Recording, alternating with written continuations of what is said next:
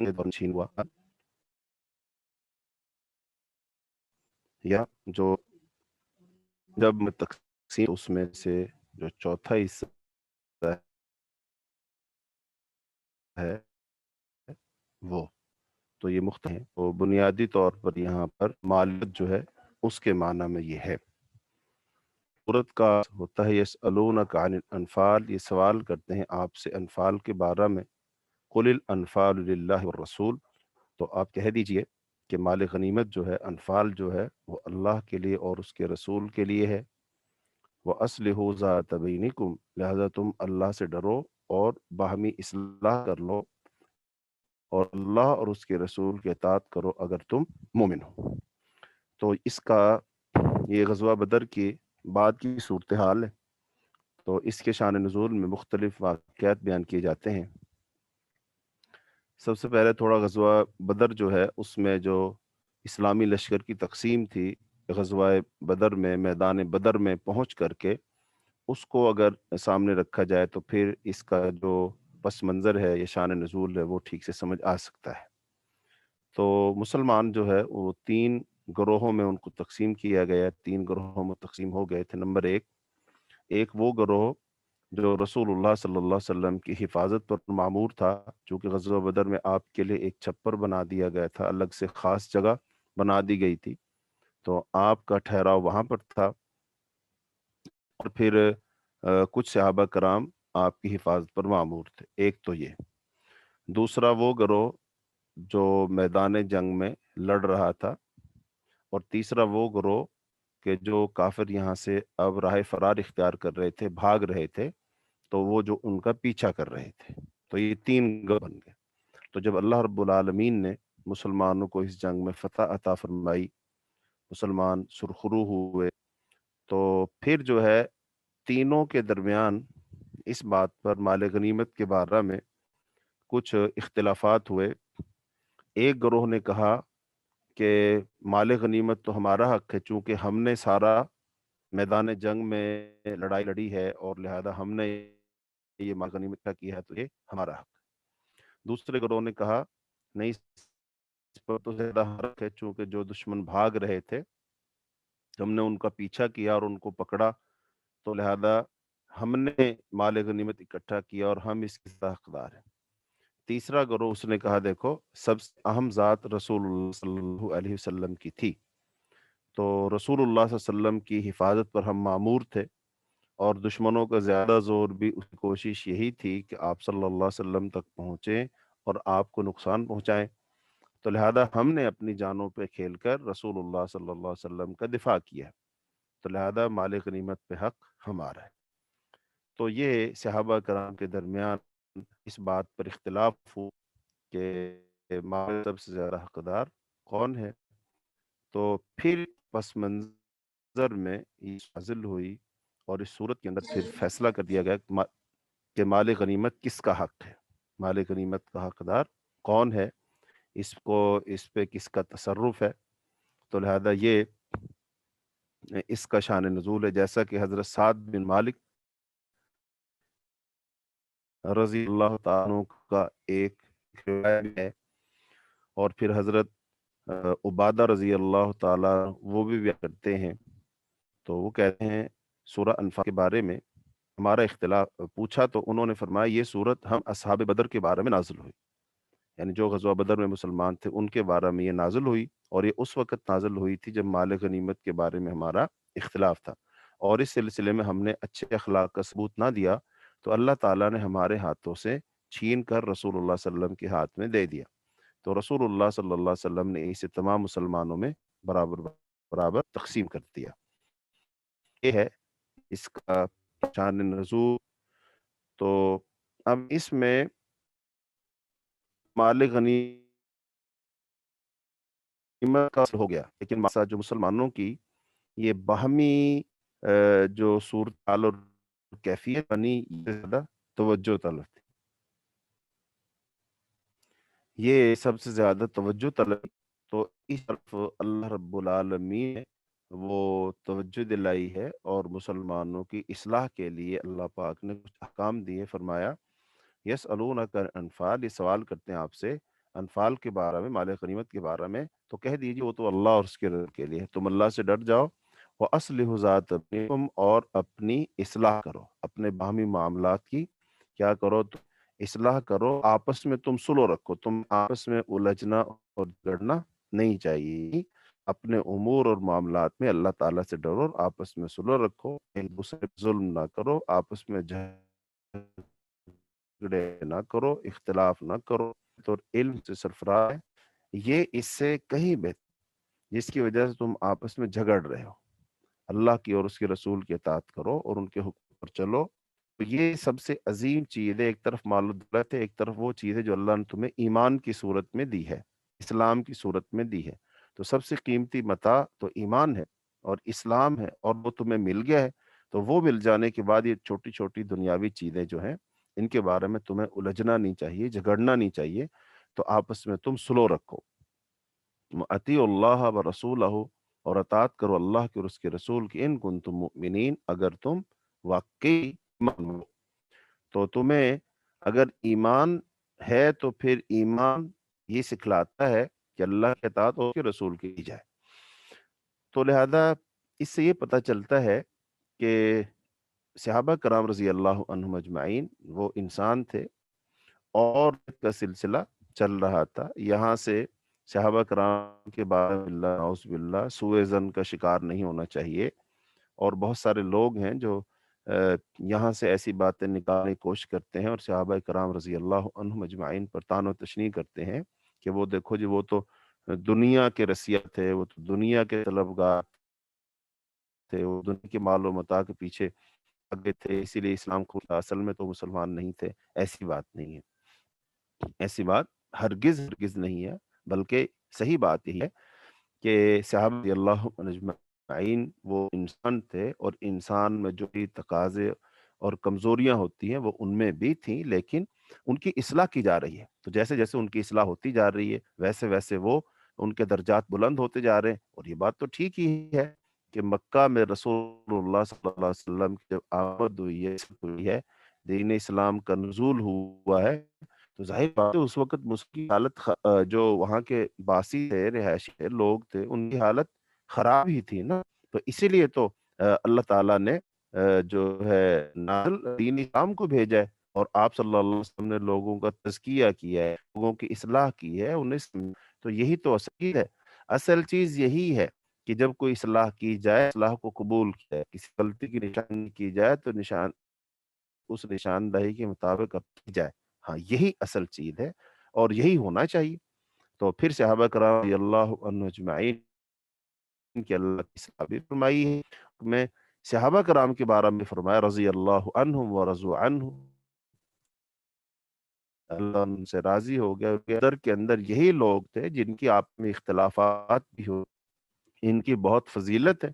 تعالیٰ نے خاص طور پر اہل بدر پر نظر رحمت فرمائی ہے، اللہ تعالیٰ ان کا درجہ بلند فرمایا۔ صحابہ کرام بہت ممتاز تھے جو غزوہ بدر میں شریک ہوئے تھے، بلکہ وہ فرشتے تک بہت اور ممتاز ہو گئے، دوسرے فرشتے بدر میں مسلمانوں کے لیے آئے تھے۔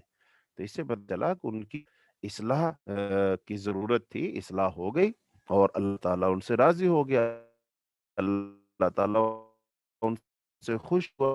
تو اب مومن ہو جو صفات ہیں وہ بیان کی گئی، انما المؤمنون الذین اذا ذکر اللہ وجلت قلوبهم واذا تليت زادتهم ایمانا وعلی ربهم يتوکلون۔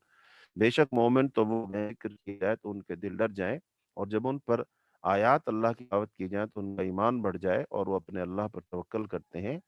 اور الذین یقیمون الصلاۃ، اور وہ نماز قائم کرتے ہیں، ما رزقهم ينفقون، اور جو ہم نے انہیں دیا اس میں سے خرچ کرتے ہیں، اولئک هم مؤمنون حقا، یہی سچے مومن ہیں، لہم درجات عند ربهم، ان ایسے مومنوں کے لیے جو ان صفات کے حامل لوگ ہیں، تو ان کے لیے اللہ کے پاس بڑے درجات ہیں، اور ان کے لیے مغفرت، اور ان کے لیے باعزت رزق۔ تو یہ اللہ پاک نے ایک جو حقیقی مومن ہے، سچا مومن ہے، اس کی صفات پاتی۔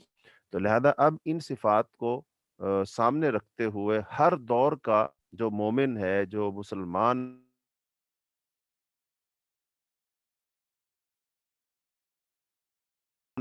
है, अपना जायजा है। अब अभी करोड़ के करीब यानी 1.5 अरब के करीब लोगों का दावा यह है कि हम मुसलमान हैं, हम साहिब ईमान हैं। तो लिहाजा अब उनके लिए ये पैमाना है कि वो अपना जायजा खुद से ले लें, इन असूलों को मलहूज रखें। इसलिए है कि मोमिन वो है जिसके सामने अल्लाह का जिक्र किया जाए तो उसका दिल डर जाए। तो अब उसका दिल डरना चाहिए, अल्लाह की बात उसके सामने आती है तो लिहाजा अल्लाह का एहतराम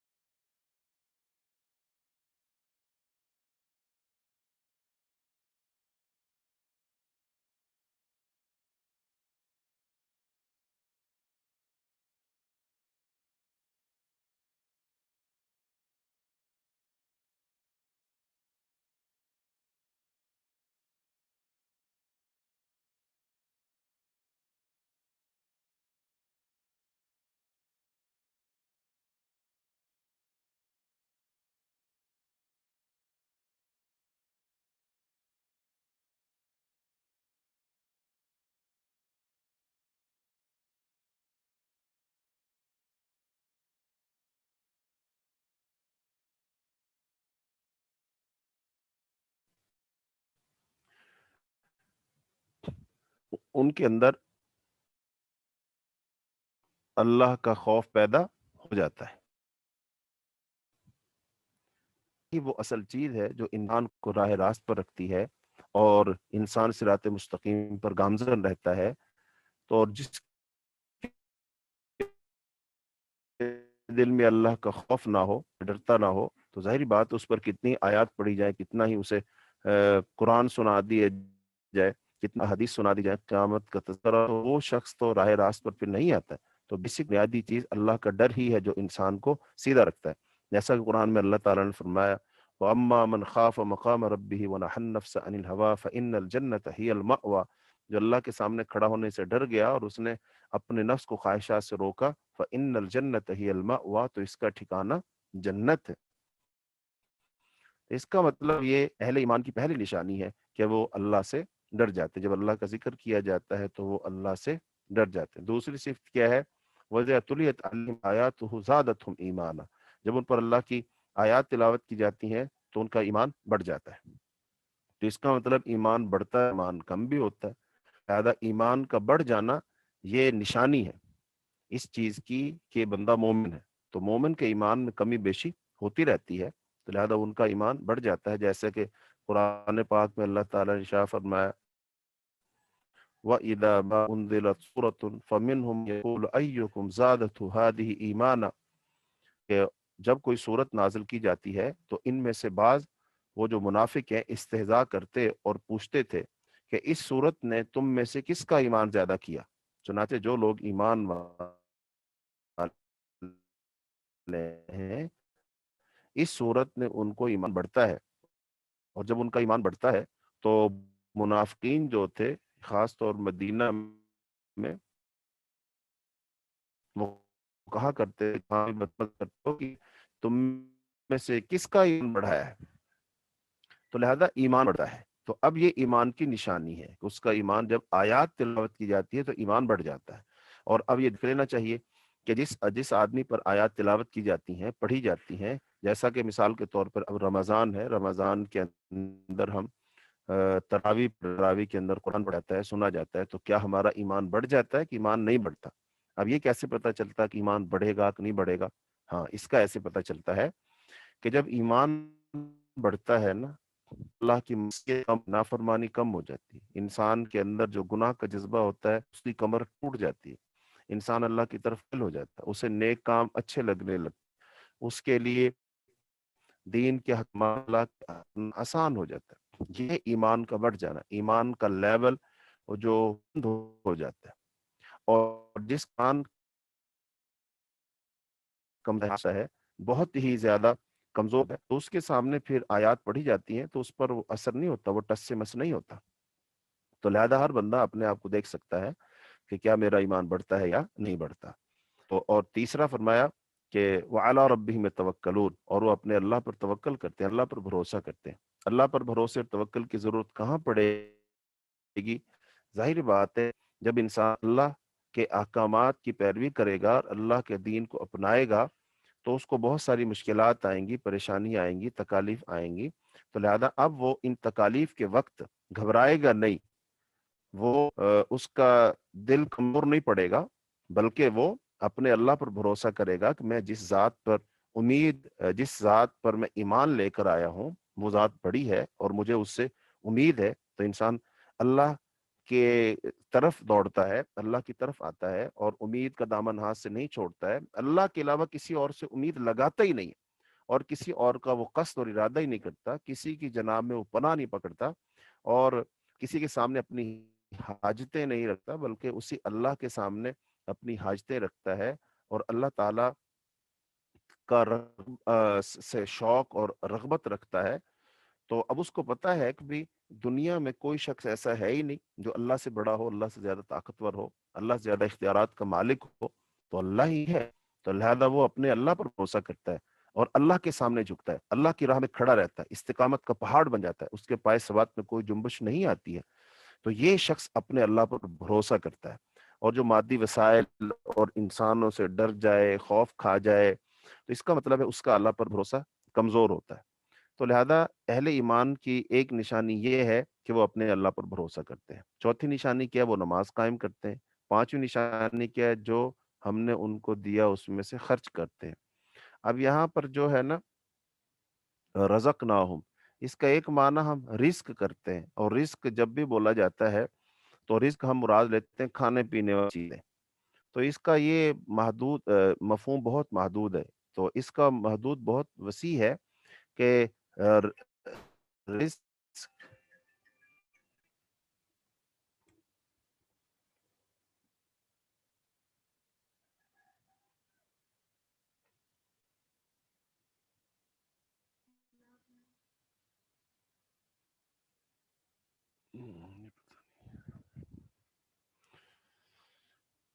جی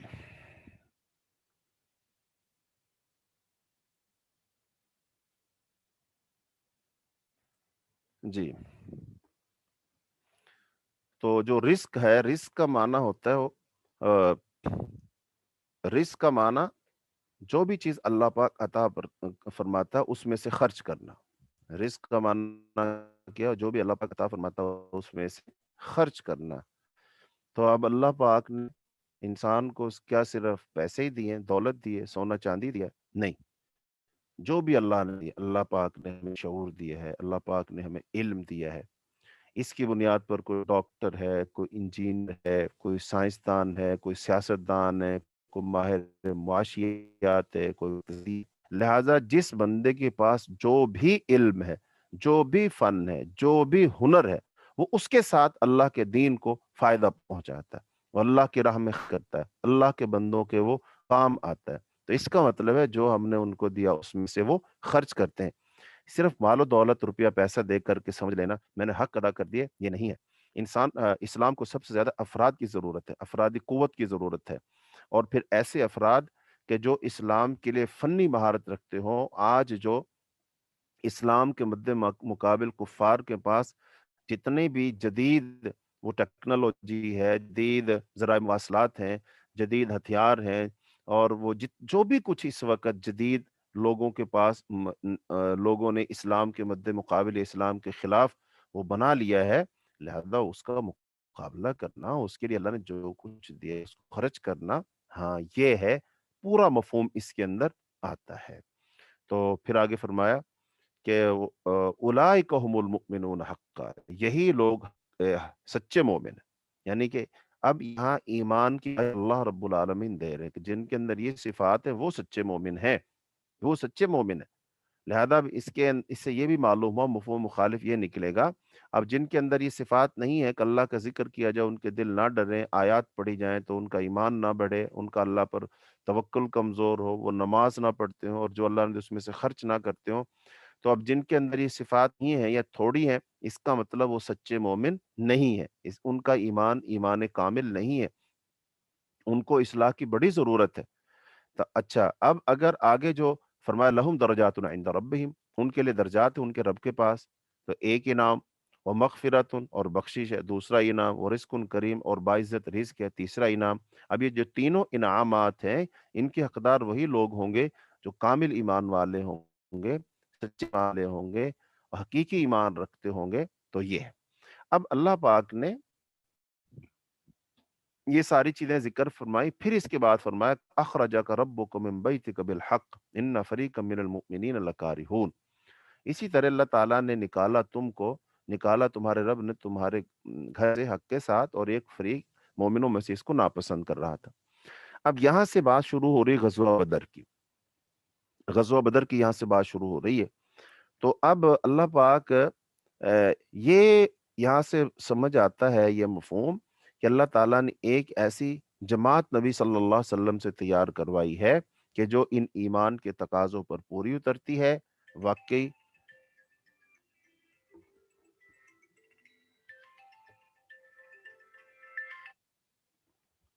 अस्सलाम वालेकुम रहमतुल्लाह। अस्सलाम वालेकुम रहमतुल्लाह।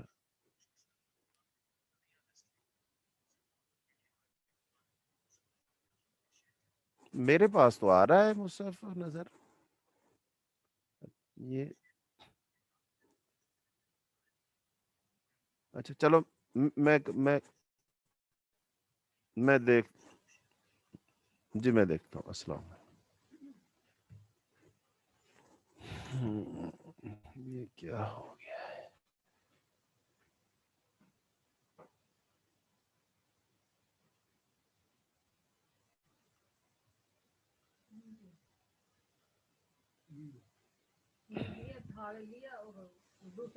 या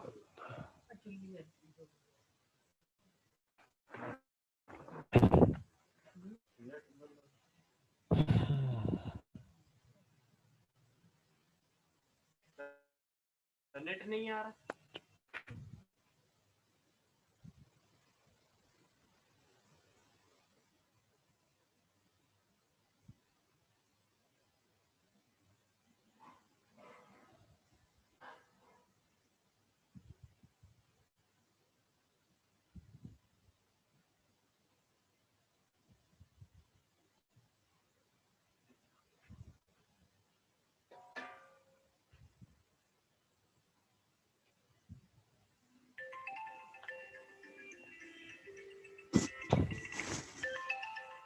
अस्सलाम वालेकुम। जी, मैं कर रहा हूँ मैं।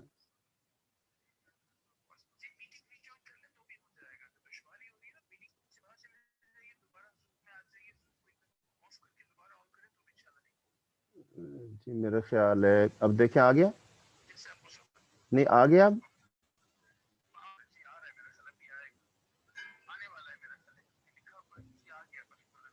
जी, अस्सलाम वालेकुम।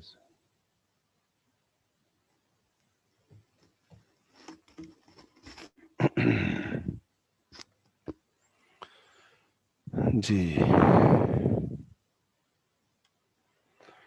हाँ जी। तो जी, ये थोड़ा-सा मसला पैदा हुआ, अल्हम्दुलिल्लाह ठीक हुआ। तो आगे इस बात का ज़िक्र किया जा रहा है अल्लाह पाक के एक ऐसी जमात तैयार कर दी गई कि जो ईमान के तकाज़ों को पूरा करती हो, और फिर वो अल्लाह ताला के हर हुक्म के सामने सर झुकाती हो, और अल्लाह ताला ऐसे गिरोह के ज़रिए से अपने अहकामात दुनिया में नाफ़िज़ भी करे, लोगों के सामने बयान भी किए जाएँ। तो रसूलुल्लाह सल्लल्लाहु अलैहि वसल्लम ने एक ऐसी जमात तैयार कर ली। जब ये एक जमात तैयार कर ली, तो अब अल्लाह ताला इस जमात के ज़रिए से चाहता है कि हक़ को हक़ कर दिखाया जाए और बातिल को बातिल कर दिखाया जाए। ये अल्लाह ताला की मंशा है। तो ग़ज़वा बदर के अंदर बुनियादी तौर पर यही बात समझाना मकसूद है कि मा युजादिलूनक बअदमा तबय्यन कअन्नमा युसाक़ून इलल मौत। और वो आपसे हक के मामला में इसके वाज़ेह हो जाने के बाद झगड़ते थे, गोया कि इन्हें मौत की तरफ हाँका जा रहा था और वो इसे देख रहे थे। और जब अल्लाह ने तुमसे दो गिरोहों में से एक का वादा अ,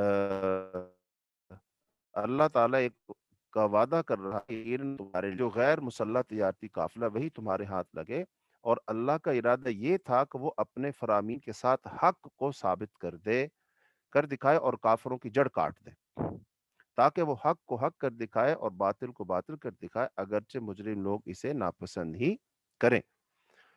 تو اب یہاں سے اللہ تعالیٰ کی جو منشا ہے، اللہ تعالیٰ کی جو مرضی ہے، وہ سامنے آ رہی کہ چونکہ غزوہ بدر کا سبب یہ بنا تھا کہ شام کی طرف مشرکین مکہ کے قافلہ گیا ہوا تھا اور ابو سفیان اس کی قیادت کر رہا تھا، تو یہ جب نکلا تھا تبھی اس کا پیچھا کیا گیا تھا اور اس کو حاصل کرنے کے لیے کوشش کی گئی تھی، لیکن اس وقت تو یہ نکل گیا۔ لیکن جب یہ آ رہا تھا تو اس وقت پھر رسول اللہ صلی اللہ علیہ وسلم نے ایک دستہ مقرر فرمایا کہ جو اس کی خبر بھی رکھے، اور پھر مسلمانوں کو اس کی طرف نکلنے کی ترغیب بھی دلائی گئی کہ یہ جو کفار کا اس میں مال ہے اور وہ مال مکے جائے گا تو اس مال کے ذریعے سے وہ مزید تیاری کریں گے اور مسلمانوں پر وہ حملہ کریں گے اور زیادہ طاقت اور قوت میں ہو جائیں گے، لہذا اس مال کو کیوں نہ رستے سے ہی حاصل کر لیا جائے اور پھر اس کے ذریعے سے مسلمانوں کو مسلح کیا جائے اور طاقت ان کے پاس آ جائے۔ تو یہ تھا اس کا پس منظر غزوہ بدر کا۔ تو آپ صلی اللہ علیہ وسلم نے صحابہ کرام کو جب لے کر نکلے تو ظاہری بات اس میں کچھ لوگ جو ہے ان کا ارادہ نہیں تھا ایسا، اور وہ نہیں چاہتے تھے، اور پھر اصل بات یہ ہو گئی کہ پہلے تو تھا کہ بھی قافلے کا حصول بھی، لیکن جب ابو سفیان کو پتہ چلا تو ابو سفیان چونکہ بڑا ذہین اور فتین آدمی تھا، لہذا اس نے ہر آنے جانے والوں سے معلوم کرتا رہا کہ بھی رستے میں کوئی کیا خبر ہے، کیا حالات ہیں، آپ نے کوئی لشکر، کوئی قافلہ، کوئی ایسا تو نہیں دیکھا۔ تو بہرحال اس کو رستے سے یہ پتہ چل گیا کہ مسلمان جو ہیں وہ میرے قافلے کو نقصان پہنچانے کے لیے تو وہ گھروں سے نکلے ہیں، تو اس کو یہ بھنک اس کے کان میں پڑ گئی۔ تو جب یہ بھنک پڑی ہے تو اس نے پھر اپنا ایک قاصد جو ہے تیز رفتار، جس کا نام زمزم بن عمر غفاری تھا، اس کو اجرت دے کر کے اس نے مکے اس کو بھیج دیا۔ تو جب اس کو بھیجا تو ظاہری بات ہے ادھر سے مکے میں جب وہ گیا اور اس نے جا کر وہاں شور کیا اور واویلا مچایا کہ تمہارا قافلہ اور اس کو لوٹنے کے لیے مسلمان نکل پڑے ہیں، وہ خطرہ ہے، اس کو بچانے کے لیے نکلو، ابو سفیان کا کام ہے۔ بہرحال ارے اس وقت سرداران قریش اکٹھے ہوئے، سر جوڑا، حالات کا جائزہ لیا اور انہوں نے فیصلہ کیا کہ نہیں، ہم نکلیں گے اور پوری تیاری کے ساتھ نکلیں گے، اپنے قافلے کو بچائیں گے اور ساتھ ساتھ وہ مسلمانوں کو سبق بھی سکھائیں گے۔ اچھا، اب یہاں پر جو بین السطور جو بات ہے، ان آیات سے جب ہم سمجھنے کی کوشش کریں گے تو ادھر سے یہ بات سامنے آئے گی کہ بظاہر مسلمان جو ہے وہ قافلہ اس کو حاصل کرنے کے لیے نکلے ہیں، ادھر سے وہ جو کفار مشرکین مکہ تھے وہ بھی اپنے قافلے کو بچانے کے لیے نکلے ہیں، اور ان کو اس بات کا بڑا قلق ہوا کہ ہمارے قافلے پر حملہ کریں گے مسلمانوں کو، یہ کیسے جرت ہو گئی، کر لیں گے مال و دولت۔ یہ اوپر کی بات، یعنی دونوں طرف سے یہ اوپر کی بات ہے۔ اللہ کی منشا، اللہ کا منصوبہ کچھ اور ہی ہے۔ اللہ کا منصوبہ یہ ہے بتائے بغیر کسی تیاری کو میدان میں لائے اور میدان میں لا کر ان کو کھڑا کر دے کہ تم نے اللہ کے حکم، اللہ کی منشا اور اللہ کی مدد کے بھروسے تم نے میدان میں ڈٹ کر مقابلہ کرنا ہے، جنگ لڑنی، یعنی کہ سارے کا سارا بھروسہ کس پر ہونا چاہیے؟ اللہ پر۔ اسباب پر، وسائل پر بھروسہ نہیں ہونا چاہیے، بلکہ بھروسہ کس پر ہونا چاہیے؟ اللہ کی ذات پر، اللہ کی قدرت پر، اللہ کے کمالات پر، اللہ کے لشکروں پر بھروسہ ہونا چاہیے۔ ایک تو یہ ہوتا ہے نا، جب انسان پوری تیاری کرتا ہے، اسلحہ، گھوڑا، افراد، جنگی مشق، تیاری، تیر اندازی، نشانہ بازی، یہ سب کچھ کر لینے کے بعد انسان کہتا ہے جی اب ہم جنگ کے لیے پوری طریقے سے تیار ہیں۔ تو اس کا مطلب پھر انسان کو اپنی تیاری پر بھی کچھ نہ کچھ ناز ہوتا ہے، اپنی تیاری پر اس کا بھروسہ ہوتا ہے، اس کا جو اعتماد اور بھروسہ تو اسلحے پر بھی ہوتا ہے، لشکر پر بھی ہوتا ہے، تعداد پر بھی ہوتا ہے۔ تو یہ چیز ایک ہوتی ہے، لیکن اللہ پاک یہ چاہتے تھے ایسا نہ ہو، بلکہ مسلمانوں کے پاس نہ اسلحہ ہو، نہ تعداد ہو، نہ تیاری ہو، نہ مشق ہو، نہ ٹریننگ ہو، ایسا کچھ نہ ہو، بلکہ وہ ایک دم انہیں اٹھایا جائے اور میدان میں لا کر کھڑا کر دیا جائے۔ اب وہ जैसे कोई इंसान हक्का बक्का नहीं रह जाता कि अब क्या करेंगे, अब क्या होगा, अब कैसे होगा। लिहाजा उस वक्त उनका सारा ध्यान, उनका सारा इत्मीनान, सारा भरोसा, सारा तवक्कुल, सारी उम्मीद किससे होगी? अल्लाह रब्बुल आलमीन। ये टोटली अल्लाह पर डिपेंड करेंगे वो। कोई यहाँ ज़हन में रख, कुफ़ार जो है वो बज़ाहिर काफ़िला और उसके लिए जनाब वो उनको बताया गया। अच्छा, अब वो निकल रहे हैं काफ़िले को बचाने के नज़रिए से। हालांकि अल्लाह पाक उन्हें निकाल के ला रहा है इस बहाने से, यानी कि अगर इस काफिले को कोई खतरा ना होता तो क्या ये कुफार मक्का छोड़ के इतनी बड़ी तादाद में क्या वो मैदान जंग में आते? ना आते ना। तो लिहाजा इनको निकालने के लिए ये मंसूबा था। अल्लाह रब्बुल आलमीन का जो मंसूबा, अल्लाह की जो तदबीर थी वो ये थी कि ये वैसे तो निकलेंगे नहीं इतने सारे लोग, लिहाजा जब इनके माल को और काफिले को खतरा पड़ेगा, हाँ फिर ये निकलेंगे। जैसे बाज दफा कोई जैसे सांप होता है या कोई और जानवर होता है, उसका जो बिल और सुराख होता है ना, अब वो अपने बिल और सुराख में सांप घुस गया, उसके बिल में आप उसको मार नहीं सकते, उसको पकड़ नहीं सकते। लिहाजा अब क्या किया जाता है, उसको बिल से निकालने के लिए मुख्तलिफ हथकंडे अपनाए जाते हैं। एक तो ये उसके बिल में पानी भरा जाए, वो पानी जब बिल में जाएगा तो फिर वो निकलेगा, एक ही है। दूसरा ये है कि कोई चूहा, कोई और जानवर ऐसा, उसको बांध कर किसी रस्सी से उसको इसके बिल में घुसाया जाए। तो जब वो इसकी बू महसूस करेगा, फिर इसको खाने के लिए वो जब निकलने की कोशिश करेगा ना, तो इसका मतलब है उस चूहे को फिर रस्सी आहिस्ता आहिस्ता खींचा जाएगा। तो लिहाजा वो उसके ताकुब में उसको पकड़ने के लिए बिल से बाहर निकलने की कोशिश करेगा। और जैसे ही वो अपना सर दिल से बाहर निकालेगा, एक शख्स जो खड़ा है वो फौरन इसके सर को पकड़ लेगा। तो इसका मतलब ये इस सांप को निकालने का तरीका है। ये बिल्कुल ऐसे ही, ये जो अज़दहा था शिर्क का, मुशरिकीन मक्का की सूरत में जो मक्के में था और अपने बिल में था, तो लिहाजा इसको निकालने का ये एक तरीका था कि इनके काफिले के लिए खत पैदा हो, फिर ये काफिले को बचाने के लिए वो जनाब दंदनाते हुए और अपनी ताकत और कुव्वत के नशे में चूर होकर उस बिखरे हुए हाथी की तरह बदमस्त होकर ये जनाब चिंघाड़ते और चीखते हुए निकलेंगे। तो इस तरीके से मक्के से निकल बाहर आ जाएंगे। अच्छा, अब जब ये बाहर आ जाएंगे, हाँ अब इनका फिर सर कुचला जाएगा। तो ये इनका सर नहीं, ये कुफर का सर कुचला जाएगा, ये शैतान और शैतानियत का सर कुचला जाएगा। ये वो लोग हैं जो शैतान के एजेंडे पे काम कर रहे हैं और अल्लाह के बंदों को अल्लाह के दीन की तरफ आने से रोक रहे हैं। तो लिहाजा इनका सर कुचलना बहुत जरूरी है, ताकि अल्लाह की राह में जो रुकावट है, ईमान की तरफ लोग आते लेकिन उनके दरमियान में ये रुकावट बनकर सा ये दीवार पर खड़े हैं, तो लिहाजा इस दीवार को ताकि फितना खत्म हो जाए। ये था अल्लाह रब्बुल आलमीन का मंसूबा। उधर से मुसलमानों को बेसरो समानी के आलम में हासिल करने के चक्कर में बाहर लाना, और इधर से इनको कुफ्फार को, काफिरे को बचाने और उसकी दिफा के चक्कर में बाहर लाकर मैदान में आमने सामने खड़ा कर देना। ये था रब्बानी प्रोग्राम, ये थी अल्लाह ताला की हिकमत अमली। अल्लाह पाक चाहते थे, युरीदुल्लाहु, अल्लाह चाहता था, अन युहिक्कल हक्क बिकलिमातिही व यक़तअ दाबिरल काफिरीन, कि अल्लाह ताला काफिरों की जड़ काट कर रखते, लियुहिक्कल हक्क व युब्तिलल बातिला, हक हक हो जाए और बातिल बातिल, मतलब ताकत हक में है, ताकत हक में है, बातिल के अंदर कोई ताकत नहीं।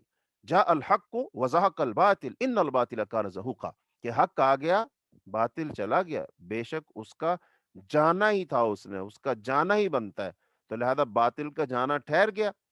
तो लिहाजा ये है अल्लाह ताला की मनसूबा बंदी। उम्मीद है आप लोगों को ये समझ आई होगी। और ग़ज़व बदर में अल्लाह रब्बुल आलमीन की मंशा और मर्जी ये थी कि अल्लाह ताला मुसलमानों का अपनी जात पर तवक्कुल, भरोसा, मदद, उम्मीद उसको मजबूत से मजबूत तर कर दे, कि जब ये बेसरो समानी के आलम में आएंगे और आकर के फिर ये मुकाबला करेंगे اور پھر یہ تھوڑے ہونے کے باوجود، اسلحہ نہ ہونے کے باوجود، باقاعدہ منصوبہ بندی نہ ہونے کے باوجود، جنگ کی باقاعدہ تیاری نہ ہونے کے باوجود یہ غالب آ گئے۔ غالب آئے تو کیسے آئے؟ اللہ کے حکم سے آئے، اللہ کے اذن سے آئے، اللہ کی منشا سے آئے۔ اللہ نے جو ان کے لیے اپنی مدد فرشتوں کی صورت میں بھیجی اس وجہ سے آئے۔ تو اس کا مطلب ہے آئندہ کے لیے بھی مسلمانوں کا ذہن بن جائے، ان کی ذہن سازی ہو جائے کہ اللہ پاک ہر میدان میں تمہاری مدد کرے گا۔ واقعی وہ طاقت موجود ہے، قوت موجود ہے کہ جو اپنے بندوں کی مدد کرتی ہے اور اپنے بندوں کی مدد کے لیے اپنے فرشتے بھیجتی ہے، پھر ان کو غالب کرتی ہے، پھر ان کو عزت دیتی ہے، اور ان کے مد مقابل جو بھی کھڑا ہوگا۔ اب یہاں سے اصول طے ہو رہا ہے کہ جو اللہ کے ماننے والے ہوں گے، اللہ کے بندے ہوں گے، اللہ پر توکل کرتے ہوں گے، اللہ پر بھروسہ کرتے ہوں گے، ایمان مضبوط ہوگا کہ جب ان پر آیات پڑھی جائیں تو ان کا دل ڈر جائے اور ان کا ایمان مضبوط ہو جائے۔ اللہ پر بھروسہ ہے، نماز پڑھتے ہیں، جو اللہ نے دے خرچ کر دیتے ہیں۔ ایسے لوگ دنیا میں جس وقت بھی جس علاقے میں بھی کھڑے ہوں گے، ان کے مد مقابل کوئی ابو جہل آئے گا، کوئی اتبا شیبہ آئے گا، کوئی کافر آئے گا، وہ کسی دور میں آئے گا، کسی علاقے میں آئے گا، وہ ہمیشہ نیست و نابود ہو جائے گا، وہ ختم ہو جائے گا۔ اللہ تعالی ہمیشہ حق کو حق کر کے دکھائیں گے، باطل کو باطل کر کے دکھائیں گے۔ لیکن اللہ تعالی کا جو منصوبہ ہے، یہ سارا کچھ اللہ پاک کس کے ذریعے سے کروانا چاہتے ہیں؟ انسانوں کے ہاتھوں کروانا چاہتے ہیں۔ اللہ کے پاس تو اتنی بڑی طاقت، اللہ پاک کی ذات بہت بڑی ہے۔ اللہ تعالیٰ چاہے کن بولے، سب یہ فار اور شیطان سمیت اس کے سارے جو یہ دامے فریب ہیں، ان کو لپیٹ لپاٹ کر ایک طرف پھینک دیے جائے تو اس سے پوچھنے والا کون ہے؟ لیکن اللہ یہ ایسا نہیں کرتے۔ اللہ کی منشا اور مرضی ہے۔ اللہ نے جو ایک اصول بنایا، اللہ اس کے مطابق کرنا چاہتے ہیں۔ یہ اللہ انسان کو انسان کے ذریعے سے، اللہ اپنے بندوں کو اپنے بندوں کے ذریعے سے شیطان کو پٹوانا چاہتا ہے۔ اللہ تعالیٰ اپنے بندوں کے ذریعے سے اپنے منصوبے کو اس زمین پر غالب کرنا چاہتا ہے۔ اللہ تعالیٰ اپنے بندوں کے ذریعے سے جو شیطان کے بندے عبد الطاغوت جو ہے، اللہ تعالیٰ ان کی درگت بنوانا چاہتا ہے۔ یہ اللہ کا منصوبہ ہے۔ وگرنہ اللہ تعالیٰ نے سابقہ جو قوموں کے قصص بیان کیے، ان میں سے ایک بہت بڑا قصہ جو عرب میں ہوا تھا اور بہت قریب ہوا تھا، کہ جب ابرہہ لشکر لے کر خانہ کعبہ کو ڈھانے کے لیے آیا تھا، اور جو اس وقت کعبہ کے متولی اور اہلیان مکہ تھے، مکے کے جو باسی تھے، وہ سارے چھوڑ کر چلے گئے تھے، اور وہ تو پہاڑوں پر جا چڑھے تھے۔ تو پھر جو ہاتھیوں کا لشکر آیا تھا ابرہہ لے کر اللہ گھر کو گرانے کے لیے، اللہ پاک نے ان انسانوں کو انسانوں سے نہیں مروایا۔ اللہ تعالیٰ نے ان انسانوں کو ابابیل بھیج کر، پرندے بھیج کر ان کے ذریعے سے مروایا۔ اور تاریخ میں ثابت کیا اگر اللہ چاہے تو اللہ پرندوں کے ذریعے سے ہاتھیوں کو مروا سکتا ہے، اس کے لیے کوئی مشکل نہیں ہے۔ یہ تمہارے سامنے کام ہو چکا ہے۔ ابرہہ تباہ و برباد ہو کر صنعاء کی طرف لوٹ گیا، تو یہ تمہاری آنکھوں کے سامنے۔ نہیں، اللہ کرنا چاہے تو ایسے بھی کر سکتا ہے، اللہ کے لیے کوئی مشکل نہیں۔ لیکن اللہ پاک آخری امت کو وہ اپنے بندوں کے ذریعے سے وہ کفر کو شکست دلانا چاہتا ہے اللہ پاک، کہ ایک ایسی جماعت بن جائے مومنین کی، صالح اللہ کی اطاعت گزار اور فرمانبردار بندوں کی، کہ اللہ تعالیٰ ان انسانوں کے ذریعے سے وہ لوگ جو شیطان کے ایجنٹ ہیں، شیطان کے چیلے ہیں، شیطان کے بندے ہیں، شیطان کی منصوبہ بندی کے مطابق چل رہے ہیں، شیطان کے احکامات پر چل رہے ہیں، اللہ تعالیٰ ان کو پٹوائے، انسانوں کے ذریعے سے انسانوں کو پٹوائے، اور تاکہ حق حق ہو جائے اور باطل باطل ثابت ہو جائے، اور پوری دنیا دیکھ لے، اور خاص طور پر شیطان دے جو اللہ کے بندے ہوتے ہیں، اللہ تعالیٰ ان کے ساتھ ہوتا ہے، جن کے ساتھ اللہ ہوتا ہے ان کو کوئی شکست نہیں دے سکتا۔ یہ وہی آدم اور اولاد آدم ہے کہ جس نے اللہ کے حکموں کو دنیا میں اللہ کی منشا اور مرضی کے مطابق غالب کر دیا، اور شیطان کا منہ کالا ہو جائے، جس نے کہا تھا یہ تو خون بہائے گا اور یہ تو نافرمان ہو جائے گا، میں اس کو بہاؤں گا، آگے پیچھے سے دائیں بائیں سے وار کروں گا، خواہشیں دلاؤں گا، گمراہ کر لوں گا۔ تو اللہ پاک ثابت کرنا چاہتا ہے جو میرے بندے تو ان کو گمراہ نہیں کر سکتا۔ یہ ہے جنگ بدر اور ساروں کا فلسفہ۔ اب جہاں پر بھی انسان نے، مسلمانوں نے، صحابہ کرام نے ذرا سا بھی اللہ کی ذات سے اور اللہ پر توکل، اللہ سے امید، اللہ پر بھروسہ جہاں بھی تھوڑا سا کمزور ہوا، اور ان کا وہ توکل بھروسہ گیا اپنی تعداد پر، اپنے تیاری پر، اپنے لشکر پر، تو وہیں پر مسلمانوں کو شکست کا سامنا کرنا پڑا، جیسا کہ غزوہ حنین میں ہوا تھا کہ مسلمانوں کی تعداد بہت زیادہ تھی اور مسلمان سمجھتے تھے آج تو ہماری تعداد زیادہ ہے، آج تو بس ہم تھوڑی دیر میں غالب آ جائیں گے، تو لہٰذا وہاں پر ان کو شکست کا منہ دیکھنا پڑا۔ ٹھیک ہے، تو یہ اللہ پاک نے دکھایا کہ نہیں، غزوہ بدر والی صورت میں آؤ کہ غزوہ بدر میں جیسے تمہارا صرف اور صرف واحد ملجاؤ ماوا بھروسہ امید کا مرکز وہ اللہ کی ذات تھی، تو لہذا دوبارہ اسی پوائنٹ پہ آ جاؤ، دوبارہ وہی صورت، دوبارہ وہی تمہارا توکل بھروسہ، اس کا جو مرکز ثقل اللہ تعالیٰ کی ذات ہونی چاہیے۔ اور یہ انسان کے لیے صرف میدان جنگ میں نہیں، زندگی کے تمام معاملات میں یہی ہونا چاہیے کہ ہماری ساری امیدیں اللہ سے ہوں، بھروسہ توکل اللہ پر ہو، اللہ کے احکام پر ہم چلتے ہوں، اور اللہ کے احکام پر چل کر ہم 100% کامیاب ہونے کا یقین رکھتے ہوں، 100% کامیاب ہونے کا یقین رکھتے ہوں۔ اور جو اللہ کا غیر ہے، اللہ کے غیر کا حکم ہے، اس نظام ہے، اس کے طریقے ہیں، وہ بھلے معاش اور معاشرت کے ہیں، بھلے سیاست اور حکومت کے ہیں، تعلیم اور تعلم کے ہیں، کوئی بھی ہے، ان سب میں ہم سمجھ لیں کہ ان میں ہماری کامیابی نہیں ہے، بلکہ یہ تو باطل ہے، اور جو اس پر چلے گا اس کا شکست مقدر ہو جائے گی۔ تو پھر اللہ تعالیٰ نے آگے فرمایا استستغیثون ربکم فاستجاب لکم انی ممدکم بالف من الملائکۃ مردفین، جب تم مدد مانگ رہے تھے اپنے رب سے تو اللہ پاک نے دعا تمہاری قبول کی اور فرمایا میں تمہاری مدد کروں گا 1000 فرشتوں کے ساتھ،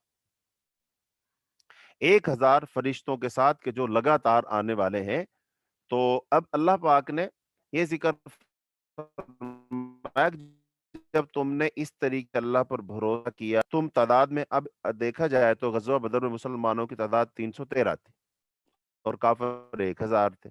مسلمانوں کے پاس کل 6 تلواریں تھیں، 2 گھوڑے تھے، 70 اونٹ تھے۔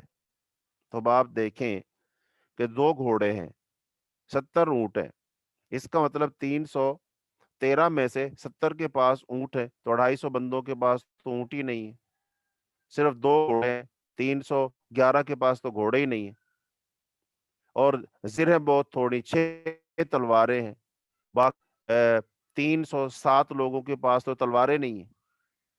کمال ہے کہ تلواریں بھی نہیں ہیں، گھوڑے بھی نہیں ہیں، اونٹ بھی نہیں ہیں، پھر مقابلہ کس سے؟ ان کفار سے جو ایک دن میں 10 اونٹ کر کے کھاتے ہیں، 1000 کی تعداد میں، بڑے طاقتور قوی الجسم لوگ ہیں، اور وہ تینوں تلوار سے اسلحہ سے لیس ہو کر وہ مد مقابل آئے ہیں، بڑے بڑے پہلوان ہیں، ان سے مقابلہ ہے۔ ہاں، تو اس طرف صرف 1000 ہی تھے، صرف ان کی اپنی تیار، اس طرف کون ہے؟ اللہ رب العالمین کی لشکر ہے۔ للہ جنود السماوات والارض، اللہ کے لیے ہے زمین و آسمان کے لشکر۔ تو اللہ پاک نے اپنے بندوں کو جب اس میدان میں اس امید کے ساتھ کھڑے ہوئے دیکھا کہ ہمارا رب ہے، ہمارا الہ ہے، ہمارا اللہ ہے، وہ ہماری مدد کرے گا، تو میدان میں جم گئے، کھڑے ہو گئے، پھر اللہ پاک نے فرشتوں سے کہا جاؤ بھی اب ان کی مدد کرو اور ان کے قدم جماؤ، میں تمہارے ساتھ ہوں۔ اور پھر حضرت جبریل السلام لشکر لے کر اترے، گھوڑے کی لگام پکڑی ہوئی ہے، لشکر لے کر اتر رہے ہیں۔ میدان بدر میں جب آئے تو غزوہ کفار کے ساتھ، مشرکین مکہ کے ساتھ شیطان بھی آیا تھا سراقہ بن مالک کی شکل میں۔ پہلے تو وہ جناب صف میں کھڑا ہوا تھا اور بڑا کہہ رہا تھا بس آج تم ہی غالب آؤ گے، آج تو تمہیں کوئی ہرا ہی نہیں سکتا ہے، اس طرح کی باتیں کر رہا تھا۔ لیکن جب اس شیطان نے دیکھا کہ حضرت جبریل علیہ السلام اور فرشتے وہ اللہ کی تلواریں لیے، اللہ کے گھوڑے لیے، آسمانی تلواریں، آسمانی گھوڑے، آسمانی مخلوق، فرشتے وہ میدان بدر میں اتر آئے ہیں، تو یہ وہاں سے پھر بھاگا۔ تو ایک نے اس کا ہاتھ پکڑا کہ بھائی اس وقت سے جو تم کھڑے تھے، اب جب جنگ کی باری آئی ہے، جنگ ہونے والی، اب تم بھاگ رہے ہو۔ تو اس نے اس کو پکڑا، تو اس نے اس کو مارا، اور اللہ تعالیٰ نے فرمایا جب اس نے دھکا مارا تو اس نے کہا انی ارا ما لا ترون، میں وہ دیکھ رہا ہوں جو تم نہیں دیکھ رہے۔ تو اس کو کون نظر آ رہا تھا؟ کون دکھ رہا تھا اس کو؟ اس کو دکھ رہے تھے فرشتے، چونکہ یہ فرشتوں کے ساتھ اوپر بہت عرصہ رہا تھا، یہ پہچانتا تھا حضرت جبریل علیہ السلام کو، یہ پہچانتا تھا حضرت میکائیل علیہ السلام کو، تو وہ فرشتے نازل ہو رہے ہیں، تو اب اس کو پتا تھا کہ اب تو درگت بننے والی، اب تو یہاں کسی کی چلے گی نہیں، لہذا یہ وہاں سے بھاگا۔ تو اس کا مطلب پھر اللہ کے فرشتے نازل ہوئے، جب اللہ کے فرشتے نازل ہوئے پھر یہ جنگ ہوئی، تو جب اس جنگ میں مسلمان بے سر و سمانی کے عالم میں جب وہ جیت گئے، اللہ نے فتح عطا فرمائی مسلمانوں کو، اور مسلمانوں نے بڑے بڑے 70 کفار وہ جو قتل کر دیے، اور پھر 70 کو قید کر لیا، اور مسلمانوں کو فتح نصیب ہوئی، چہ جائے کہ 14 صحابہ کرام بھی شہید ہوئے تھے، لیکن غلبہ اور بنی، بہت سارا مال غنیمت ملا، پورے عرب میں جو مشرکین مکہ تھے ان کی جگ ہنسائی ہوئی، ان کی طاقت و قوت ٹوٹ گئی، مسلمانوں کا پلڑا بھاری ہو گیا، مسلمانوں کی دھاک بیٹھ گئی، اور جو سانپ بھی اپنے بلوں میں تھے اور وہ ڈسنے کے لیے سر نکالنے والے تھے، وہ اپنے بلوں میں دوبارہ سے گھس گئے۔ تو یہ اللہ پاک نے شان و عطا فرمائی۔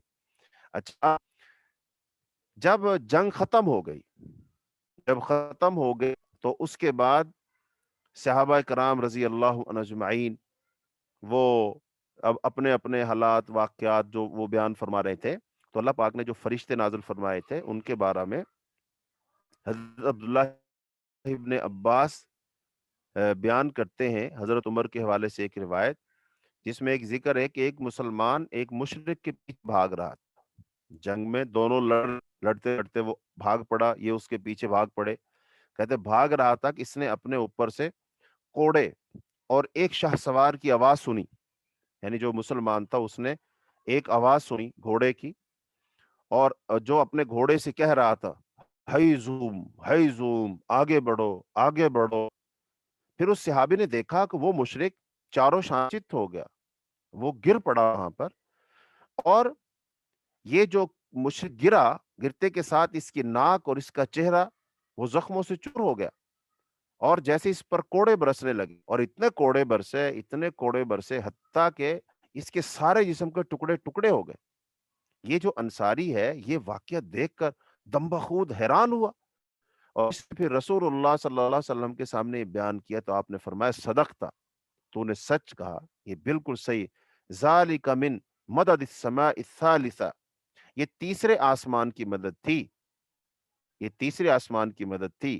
تو غزوہ بدر کے دن 70 مشرک قتل ہوئے اور 70 قیدی کر لیے گئے، یہ کس کی مدد سے؟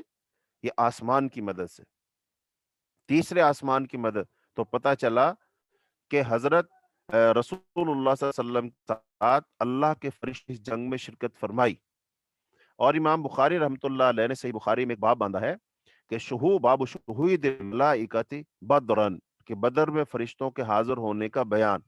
اس میں رفاع بن رافع وہ بیان کرتے ہیں باب سے کہ اصحاب بدر میں سے، وہ خود اصحاب بدر میں سے تھے، کہ حضرت جبریل علیہ السلام نبی صلی اللہ علیہ وسلم کی خدمت میں حاضر ہوئے، اور انہوں نے عرض کیا کہ اہل بدر کو آپ کیسا سمجھتے ہیں، یعنی کہ جو لوگ غزوہ بدر میں شامل ہوئے ان کو آپ دیگر مسلمانوں میں کیسے سمجھتے ہیں، ان کا کیا مرتبہ ہے، کیا ان کا رتبہ ہے؟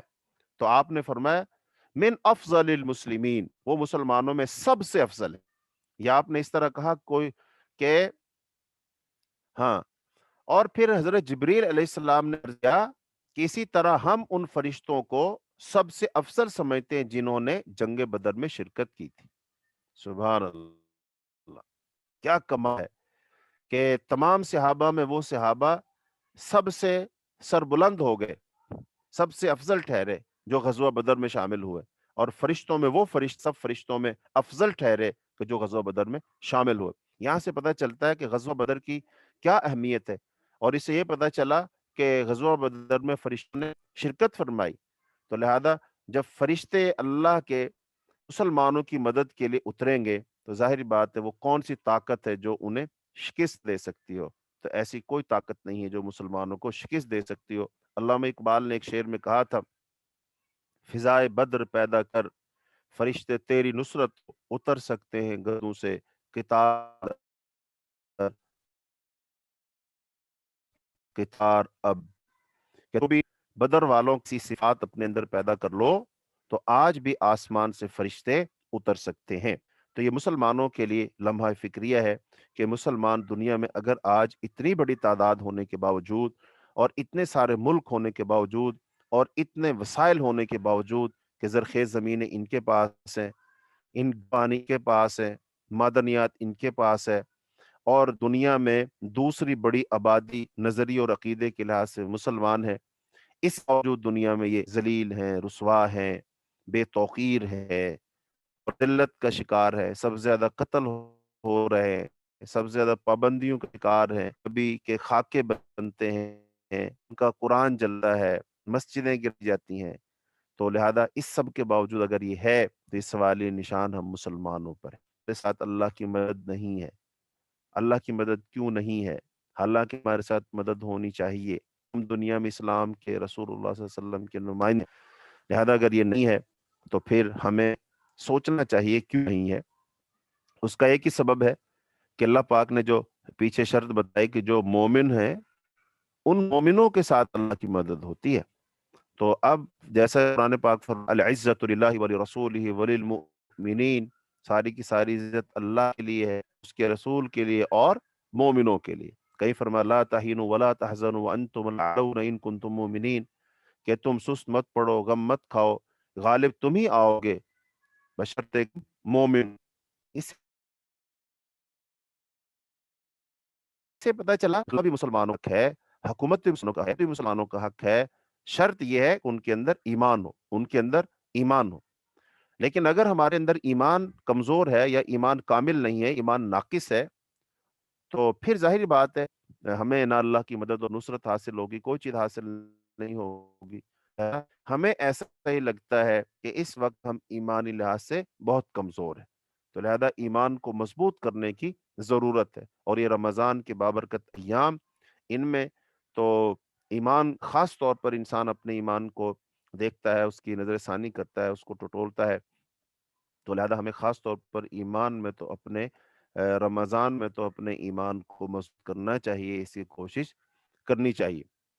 तो अब आगे ये ग़ज़वा बदर का ये इसके अंदर तफ़सीलन बयान है, तो उसका हमने इजमालन कुछ आपके सामने बयान किया, वगरना तो ग़ज़वा बदर को इस तफ़सील के साथ बयान करना चाहिए सूरह अनफ़ाल की आयात की रोशनी में, कि एक मुसलमान जो है उसका ईमान ताज़ा हो जाता है और बहुत सारी चीज़ें वाज़ेह हो जाती हैं, बहुत सारी चीज़ों की निशानदेही हो जाती है। तो इंसान अपने दुनिया में नाकामियों के असबाब मालूम कर लेता है और कामयाबी के ज़ीने और सीढ़ियाँ और असूल और कवायद और गुर उसे मालूम हो जाते हैं। लेकिन चलो, जितना कहा सुना, अल्लाह मुझे आपको अमल की तौफीक अता फरमाए। आगे है आयत नंबर 36। अल्लाह पाक ने इस बात का ज़िक्र किया है कि जो कुफ़ार हैं, वो कुफ़र के मंसूबे को पूरा करने के लिए माल खर्च करते हैं, और वो माल खर्च करने के बावजूद जब वो नाकाम होते हैं तो अल्लाह ताला उनके इस माल खर्च करने को उनके लिए बायसे हसरत बना देता है। हाथ मलते रह जाते हैं कि ये हमारे साथ क्या हो गया। तो लिहाजा अल्लाह ताला ने आयत नंबर 36 में इरशाद फरमाया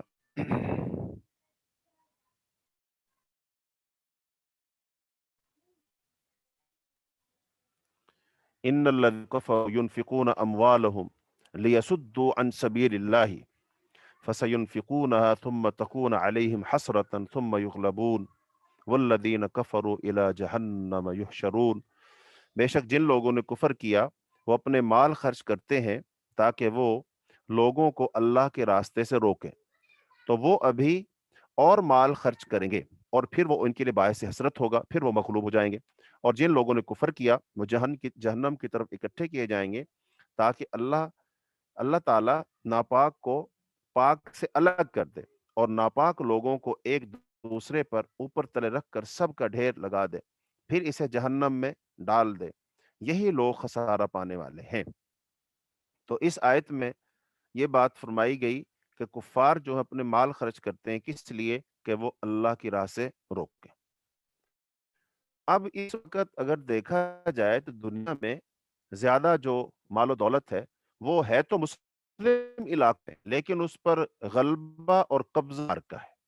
मसलन बड़े-बड़े बैंक जो हैं वो कुफ़ार के हैं, اور ان بینکوں میں جو دولت بھری پڑی ہے وہ مسلمانوں کی ہے۔ اب مسلمانوں کی دولت کفار کے بینکوں میں پڑی ہے اور وہ اس مال و دولت کو کرتے ہیں اپنے مقاصد کی تکمیل کے لیے، لہٰذا وہ خرچ کر رہے۔ اب ان کے مثلا 2-3 بینکوں کے نام لیے جائیں، ورلڈ بینک لیا جائے، جو IMF جو بینک ہے وہ لیا جائے۔ اب یہ قرض دیتے ہیں، اور قرض دیتے اب تو قرض دیتے وقت یہ بہت ساری شرائط لگاتے ہیں، اور وہ جو شرائط لگاتے ہیں وہ پبلکلی بعض دفعہ تو وہ اخبارات میں شائع ہو جاتی ہیں، بہت سارے جو صحافی حضرات ہوتے ہیں وہ ان کو لے کر کے کر دیتے، تو ان کی اتنی کڑی، وہ اتنے ٹیکس لگاتے ہیں، چیزیں مہنگی ہوتی ہیں، اور پھر جب وہ ان کی قسط ادا نہیں ہوتی ہے تو پھر وہ ٹیکس لگاتے ہیں۔ تو گویا کہ پورے ملک میں نظام تجارت اور معیشت اور اقتصادیات پر ان کا قبضہ ہوتا ہے، ان کا کنٹرول ہوتا ہے، وہ جو چاہے کرتے ہیں، اور ایک غریب آدمی وہ اس مہنگائی کی چکی میں پستا رہتا ہے، اور اس کے 2 وقت کا کھانا کھانا دوبھر ہو جاتا ہے، مشکل ہو جاتا ہے۔ تو لہذا ان سب لوگوں کا یہ مال خرچ کرنا، یہ قرضے لینا، اس کے پیچھے کوئی خیر سگالی نہیں ہے۔ وہ یہ نہیں چاہتے کہ تم دنیا میں ترقی کر جاؤ، تم دنیا میں پھلو پھولو اور خوشحال ہو جاؤ، ایسا ہرگز ہرگز نہیں ہے۔ یہ اوپر کے بس الفاظ، چکنی چپڑی باتیں ہیں، وگرنہ اس کے پیچھے ان کے اپنے مقاصد ہیں، ان کے اپنے ایجنڈے۔ وہ قرض کے جال میں پھانس کر وہ پھر وہ سب وہ کام لیتے ہیں کہ جو ان کو لینا ہے۔ جیسا کہ ایک جو شکاری ہوتا ہے وہ جال پھیلاتا ہے، لیکن جال کے اوپر دانے بھی پھینکتا ہے۔ اب کبوتر جو ہے وہ دانا اس کو نظر آتا ہے، جال اس کو نظر نہیں آتا، لہذا وہ دانا چگنے کے چکر میں جال میں پھنس جاتا ہے اور ہمیشہ ساری زندگی پھر قید میں گزرے۔ تو لہذا کہیں دانا پڑا ہو تو وہاں سب سے اہم چیز ہے یہ دیکھا جائے کہ کہیں جال تو نہیں ہے۔ جال کو دیکھنا ضروری ہے، چونکہ وہ دانا دانا نہیں ہے، وہ تو ایک پھندا ہے، اور گرفتار کرنے کے لیے۔ تو اسی طرح یہ کفار جو ہے انہوں نے بڑے بڑے ادارے بنائے، اس وقت معیشت پر ان کا قبضہ ہے، جو ہے پہلا بینک آف انگلینڈ جو بنایا یہودیوں نے بنایا، اور بنا کر کے ساری دنیا کو دولت کو، اب دولت جو ہے اس کے بارے میں دیکھا جائے تو ساری دولت ان کے پاس ہے، ان کے نظام کے تحت چل رہی ہے۔ اب یہ جو ہمارے پاس نوٹ ہے، نوٹ کی کرنسی ہے، تو یہ انہوں نے ہم سے سونا لے لیا گیا اور یہ ہمیں جما دیا گیا۔ اب اس کو آہستہ آہستہ کرتے کرتے کرتے وہ کارڈ پہ آ گیا، چیک بک آئی، چیک بک سے پھر کارڈ کارڈ سے بھی آگے صرف انسان کے وہ انگوٹھے کے پاس کوئی چپ لگائیں گے، اور وہ چپ لگائیں گے تو بس اس کو دیکھا جائے گا۔ تو یہ ساری کی ساری دولت ان کے پاس، وہ جب چاہیں گے جس ملک کی چاہیں گے اس کو کرنسی قرار دے دیں گے، اور وہ کرنسی نیچے چلی جاتی ہے، ڈالر اوپر چلا جاتا ہے۔ تو یہ ساری کی ساری جو کرنسی ہے، دولت ہے، مال ہے، اس کے پیچھے یہ چکر ہے، اور یہ کفار مال کو اپنے قبضے میں کر کے پھر اس کو خرچ کرتے ہیں، اور خرچ کر کر کے پھر یہ اللہ کی راہ سے لوگوں کو روکتے ہیں۔ اب روکنے کو کوئی ایک طریقہ تو ہے نہیں، وہ سیدھا یہ کہیں گے نہیں کہ تو اسلام چھوڑ کے کفر کی طرف آ جاؤ کہ تم سود لینا شروع کر دو، وہ یہ تو کہیں گے نہیں کہ تم شراب بیچنا شروع کر دو۔ ہاں، وہ تم سے ایسے طریقوں سے پیسہ خرچ کر کے ایسے طریقوں سے تمہیں اللہ کی راہ سے روکیں گے تمہیں سمجھ بھی نہیں آ سکے گی، اور اس کا واضح منہ بولتا ثبوت اس وقت کی امت مسلمہ ہے کہ امت مسلمہ اس دولت کے حصول کے چکر میں اللہ کی راہ سے، اللہ کے دین سے رکی ہوئی ہے۔ اگر میری بات پہ یقین نہ آئے تو آپ دیکھیے آپ کے ارد گرد کتنے لوگ ہیں کہ جو دین کی راہ پر گامزن ہیں۔ دین پر چلنا صرف نماز پڑھنے کا نام نہیں ہے، 5 نماز پڑھ لی جائے تو پورا دین آ گیا، رمضان آ گیا، روزے رکھ لو دین آ گیا۔ نہیں، یہ نہیں، اس میں آپ کا جینا ہے، اس میں آپ کی معاشرت ہے، کاروبار ہے، خوشی غمی ہے، لینا دینا ہے، آپ کا عقیدہ نظریہ ہے، آپ کس مشن کے تحت کام کر رہے ہیں، آپ کی زندگی کا حاصل کیا ہے۔ بالآخر کوئی نہ کسی مقصد کے لیے تو آپ جی رہے ہیں، آپ کا مقصد دنیا ہے کہ آخرت ہے۔ آپ کس کے بندے ہیں؟ عبد الدینار ہیں یا عبداللہ ہے؟ کیا ہیں آپ؟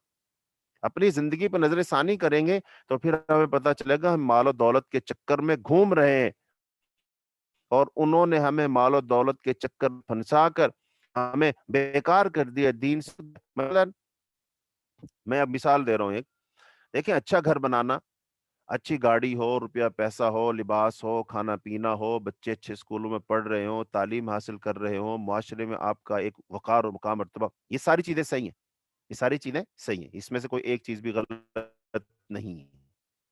لیکن جب ہمارے سامنے دنیا کا ایک ایسا نقشہ پیش کر دیا گیا کہ یہ ہے اصل زندگی،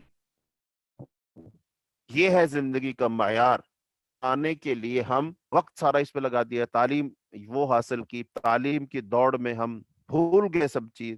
تو اس کا مطلب یہ ہے اس طرح کی زندگی کو اپنانے کے چکر میں اگر آپ دین سے دور ہو گئے تو سمجھو انہوں نے آپ کو دین کی راہ سے روک دیا۔ حالانکہ آپ یہ سمجھ رہے کہ بھی جائز ہے، ایسا بالکل کرنا جائز ہے، بالکل ہم بھی کہہ رہے جائز ہے، لیکن رسول اللہ صلی اللہ علیہ وسلم کی زندگی ہمارے لیے بہترین نمونہ ہے کہ نہیں؟ کیا آپ صلی اللہ علیہ وسلم کی زندگی کا نمونہ صرف نماز پڑھنے کے لیے کہ نماز ہم ویسے ہی پڑھیں 100% ویسے ہی پڑھیں جیسے رسول اللہ صلی اللہ علیہ وسلم نے نماز پڑھی؟ روزہ ہم ویسے ہی رکھیں 100% ویسے ہی رکھیں جیسے آپ صلی اللہ علیہ وسلم رکھیں؟ حج ویسے ہی کریں 100% ایک ایک چیز کو سیکھ کر سنت مطابق حج کریں آپ صلی اللہ علیہ وسلم کی؟ ہاں بالکل صحیح ہے، ایسے ہی کرنا چاہیے۔ لیکن کیا آپ کی سنتیں صرف یہی ہیں؟ کیا ہمیں یہ نظر نہیں آتا رسول اللہ صلی اللہ علیہ وسلم کا گھر کیسا تھا، کھانا پینا کیسا تھا، لباس کیسا تھا، آپ کے گھر میں ساز و سامان کتنا تھا، آپ کس چیز کو ترجیح دیتے تھے، کس چیز کو ترجیح نہیں دیتے تھے؟ کیا ہمیں یہ سمجھ نہیں آتی؟ ہم تو جوتا خریدنے کے لیے چلے جائیں تو 1.5 لاکھ کا مسلمان جوتا ہی خرید لیتا ہے، کپڑے پہننے کے لیے وہ 10,000 روپے میٹر اور گز اور کپڑا خرید لیتا ہے مسلمان، اتنے مہنگے مہنگے گھروں میں رہتے ہیں۔ تو کیا اس چکر میں ہم پڑ گئے؟ تو کیا ایسا تو نہیں ہو رہا کہ ہم دین کی راہ سے رک رہے؟ تو اس کا مطلب اللہ کے رسول صلی اللہ علیہ وسلم کی سنت کیا ہے؟ گھر بنانے میں سنت کیا ہے، لباس پہننے میں سنت کیا ہے، جوتا پہننے میں سنت کیا ہے، زندگی گزارنے، زندگی کی سادگی کے بارے میں سنت کیا ہے؟ میں کہہ رہا ہوں سمجھنے سمجھانے کے لیے کہہ رہا ہوں کہ رسول اللہ صلی اللہ علیہ وسلم کسی مجلس میں آج اگر وہ تشریف لائیں اور پھر ایک مسلمان جو وہاں اپنا جبہ شبہ اور جناب پوری وہ زیب و زینت کے ساتھ کر و فر کے ساتھ جائے گا تو ہو سکتا ہے ایسا لگے کہ یہ شخص بہت بڑا ہے رتبے میں، اور ساتھ رسول اللہ صلی اللہ علیہ وسلم کا لباس تو اتنا عالی شان نہیں ہے، آپ کے پاس تو ایسا جوتا بھی نہیں ہے، آپ کے پاس تو وہ ساری زیب و زینت نہیں ہے۔ تو زیب و زینت اور یہ دنیاوی آسائشوں کے لحاظ سے تو یہ شخص اعلیٰ و بالا لگے گا، تو اس کا مطلب یہ پھر بہتر ہوا اس سے، آپ صلی اللہ علیہ وسلم سے یہ بہتر ہوا؟ نعوذ باللہ نعوذ باللہ۔ ہاں، ہم یہی چاہتے ہیں کہ ہماری بود و باش اور زیبائش اور مکان اور گھر اور گاڑی اور سب، او بھائی سنت کہاں گئی؟ اس معاملے میں کیا ہم آزاد ہیں؟ کیا اس معاملے میں کوئی سنت نہیں ہے؟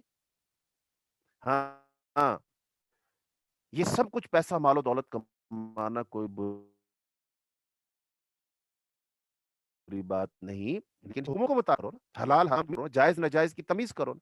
اور پھر یہ مال و دولت کس کے لیے خرچ کرو؟ جیسے کفار اللہ کے دین سے روکنے کے لیے مال خرچ کر رہے ہیں، تم اللہ کے دین کو دنیا میں غالب کرنے کے لیے مال خرچ کرو، مال ضرور کماؤ، لیکن اس کا مصرف کیا ہونا چاہیے؟ صرف اپنی ذات ہی نہیں، صرف اپنی اپنی اولاد نہیں ہونی چاہیے، ان کا اچھا اور روشن مستقبل ہی نہیں ہونا چاہیے، بلکہ دین کا مستقبل دیکھو نا، اسلام کا مستقبل دیکھو نا، یہاں دنیا غالب کرنے کے لیے تم بھی کوئی ایک بینک بناؤ نا، تم بھی دنیا میں قرضے دو نا، تم بھی اس کے ساتھ کام کرو نا، تم بھی اسلام کو بطور نظام دنیا میں نافذ کرنے کے لیے ایک عالمی ایجنڈا بن۔ فار نے تو ورلڈ آرڈر کے لیے وہ سر جوڑ لیا اور 5 بڑی طاقتیں مل گئی، ان میں ایک بھی مسلمان نہیں ہے، امریکہ ہے، رشیا ہے، چائنا ہے، فرانس ہے، برطانیہ ہے، یہ سارے کے سارے کفار کے 5 ممالک، ان کو ویٹو حاصل ہے بھی امریکہ کی سلامتی کونسل میں، اور وہ اقوام متحدہ میں پروگرام ہوتا ہے، ساری دنیا کے فیصلے کون کرتے ہیں؟ 5 ممالک کرتے ہیں۔ یہ 5 کی کام کو کرنے کے لیے ہاں بول دیں، پھر اس دنیا کے 200 سے زیادہ ممالک جو ہیں یہ نہ بولتے رہے، ان کی نہ کی کوئی حیثیت نہیں، اور اگر وہ کسی کام کو کرنے کا ارادہ کر لیں تو دنیا کے یہ 200 سے زیادہ بشمول 57-58 اسلامی ممالک، ان کی کوئی حیثیت نہیں، وہ کام ہو کر رہے گا۔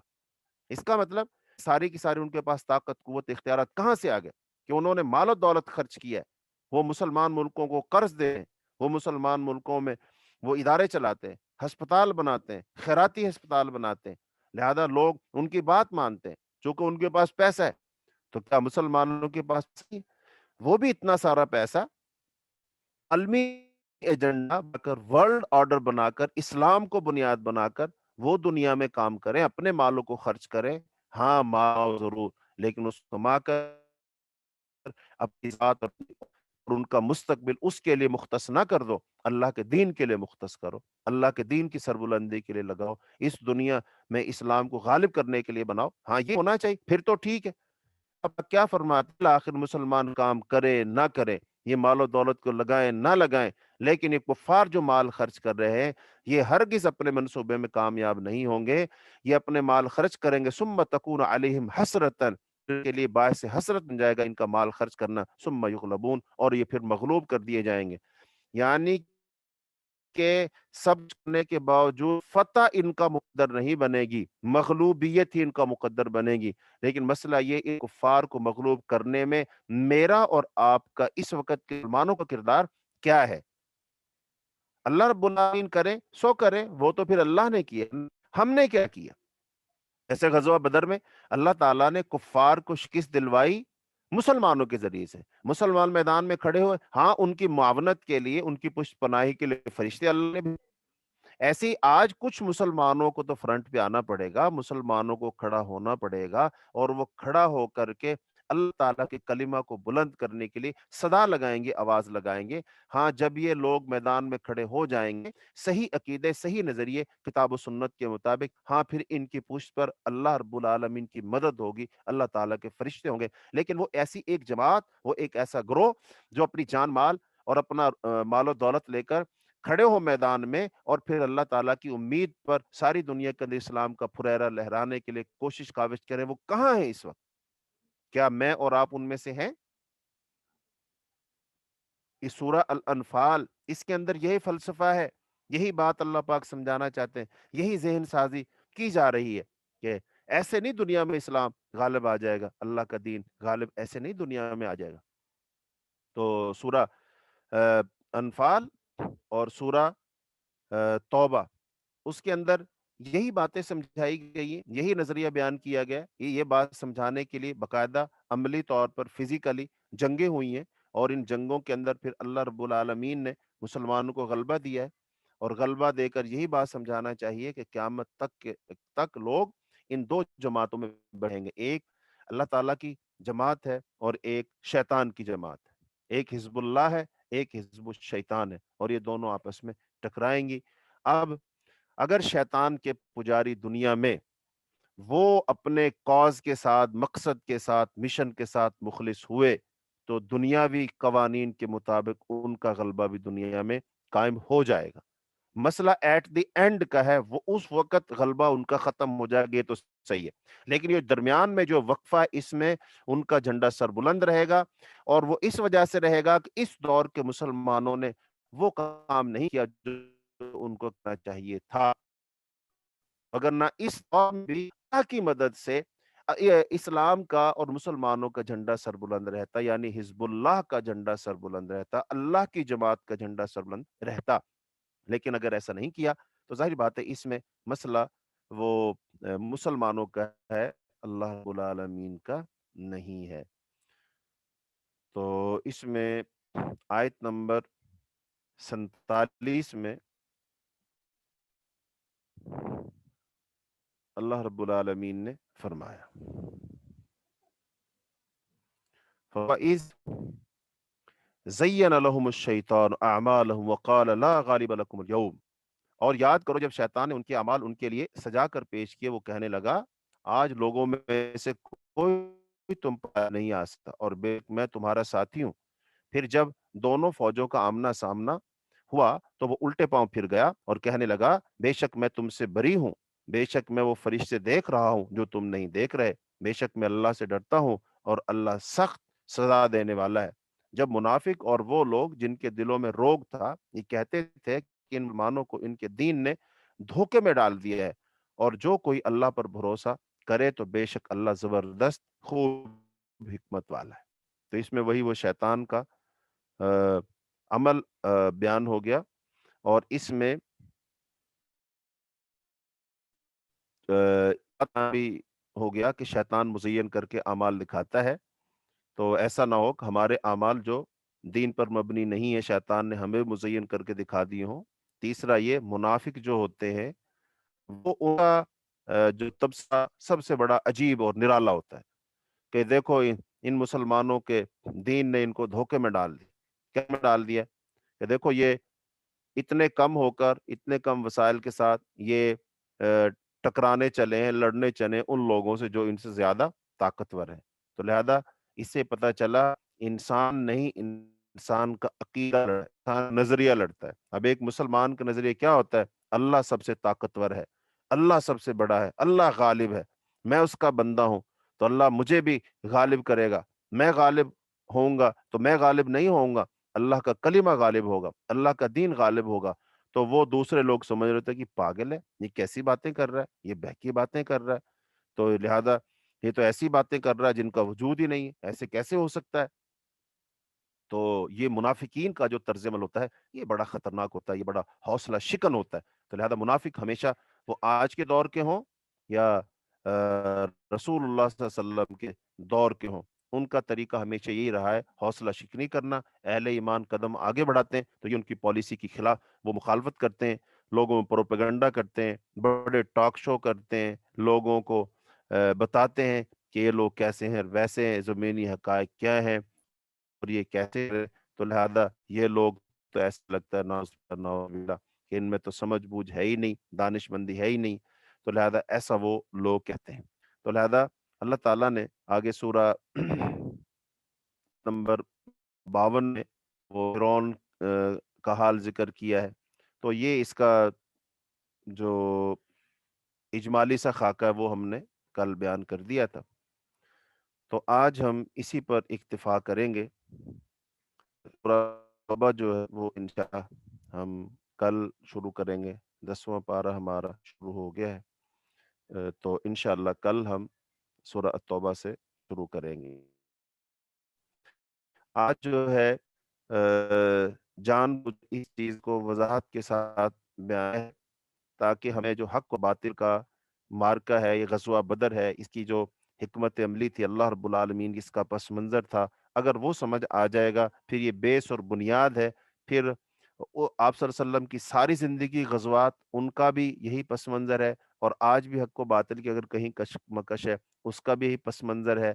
तो मुसलमानों को ये पस मंज़र जो है समझना चाहिए और इसको समझ करके अपनी ज़िंदगी को तरतीब देना चाहिए ताकि इन मुसलमान की ज़िंदगी का मकसद सिर्फ़ और सिर्फ़ यही है कि मेरी ज़िंदगी का मकसद तेरे दीन की सरफराज़ी, मैं इसीलिए मुसलमान, मैं इसीलिए नमाज़ी। तो इंसान मुसलमान की ज़िंदगी का मकसद सिर्फ़ अल्लाह के दीन की वो सराज़ी और सरबुलंदी होती है और इसके अलावा कुछ नहीं होता। जैसा कि पीछे हमने पढ़ा था कि अल्लाह पाक ने फरमाया था, कुल आप कह दीजिए इन्ना सलाती व नुसुकी व महयाया व ममाती लिल्लाहि रब्बिल आलमीन, कि मेरी नमाज, मेरी कुर्बानी, मेरा जीना और मेरा मरना ये अल्लाह रब्बुल आलमीन के लिए है। तो लिहाजा ये सारी चीज़ें हमें समझ आती हैं ग़ज़वा बदर के इस पस में के शान नज़ूल समझने से। तो अल्लाह ताला से दुआ है, अल्लाह ताला हमें जो कुरान पाक और कुरान पाक में बयान किए गए हक़ाइक़, इनको अल्लाह समझने की तौफ़ीक़ अता फ़रमाए। अल्लाह आलमीन का जो मंसूब हिकमत अमली है, जो अल्लाह अपने बंदों के ज़रिए से दुनिया में उस हिकमत की तौफ़ीक़ अता फ़रमाए और फिर अल्लाह ताला हमें उसके मुताबिक जिसके लायक हम हैं, अल्लाह ताला वो हमें अपना किरदार मुज़ाहिरा करने की अल्लाह पाक तौफ़ीक़ अता फ़रमाए। शुमार उन लोगों में फ़रमा दे अल्लाह के दीन के हर किस्म की कुर्बानी देने वाले हैं, हमें उन साथ नसीब फ़रमा दे। अल्लाह ताला उनके साथ हमारा इंजाम फ़रमाए। अल्लाह ताला उनके साथ हमें क़यामत के दिन खड़ा फ़रमाए, जन्नत में उनका पड़ोस नसीब फ़रमाए। तो अल्लाह ताला जब तक ज़िंदा रखे दीन पर, ईमान पर, अल्लाह हमें मौत दे ईमान वाली, इस्लाम। अस्तगफिरुक व अतूबु इलैक। अस्सलाम